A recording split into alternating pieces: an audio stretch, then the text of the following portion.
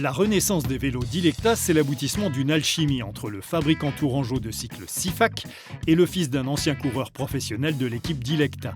Une marque créée il y a plus d'un siècle dans le Berry, plus précisément au Blanc, dans l'Indre. Dilecta a été créé en 1913 et on a une photo de l'usine en 1921, donc qui était déjà élargie, plus de 150 personnes à l'époque.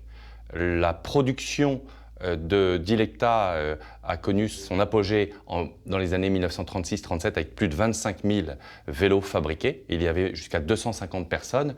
Et c'est une véritable saga industrielle pour la région, puisque Dilecta était le fleuron de la région, et puis aussi une formidable aventure humaine.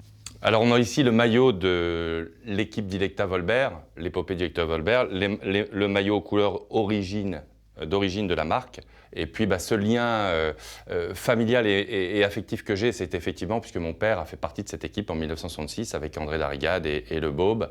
Et c'est ce qui m'a amené effectivement à m'attacher, à relancer la marque Dilecta. L'entreprise Sifac qui construit des vélos en Indre-et-Loire depuis 40 ans est donc l'opérateur du retour de Dilecta.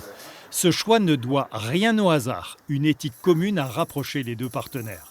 Un cycliste qui va venir chercher un cadre artisanal fabriqué en France et fabriqué en Centre-Val de Loire, comme chez Sifac, va venir finalement chercher une histoire, du local. Et derrière tout ça, il y a des valeurs éthiques. Et je pense qu'à travers ce partenariat avec Dilecta, je pense que l'histoire de Dilecta, qui est très attachée à la région, l'histoire de Sifac aussi, qui est très attachée à la région, ça fait 40 ans qu'on est basé en région Centre-Val de Loire, fait que finalement, il était évident que les deux histoires se rencontrent. Vous remarquerez également qu'on a privilégié des composants français et locaux avec des pneumatiques Hutchinson qui sont fabriqués à Montargis et également bien sûr une guidoline française et bidon porte-bidon de notre partenaire Zefal qui est basé à Jargeau à côté d'Orléans. Pour parfaire ce pur produit du Centre-Val de Loire, le nom de sa ville d'origine lui a été donné, le Blanc, qui prévoit d'ouvrir en 2022 un musée dédié à l'histoire de Dilecta.